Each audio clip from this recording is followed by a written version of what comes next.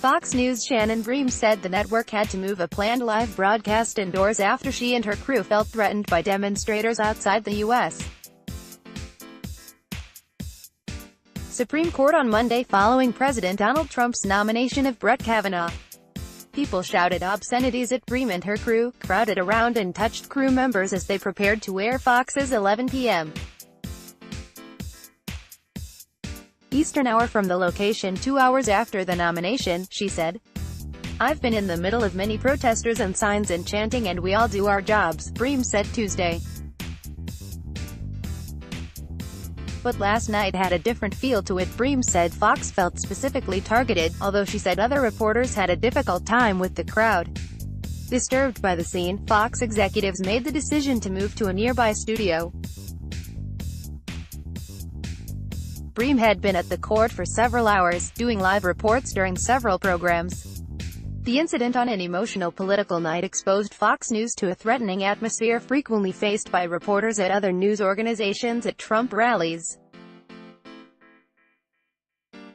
CNN White House correspondent Jim Acosta recently described how an elderly woman swore at him and tried to get him to leave one of Trump's recent rallies.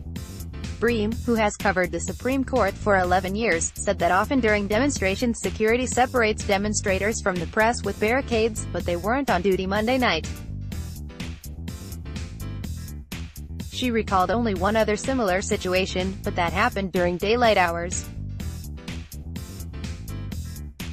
"We don't know if there were good guys, or people who are going to look around and make a funny face, or if they had other plans," she said.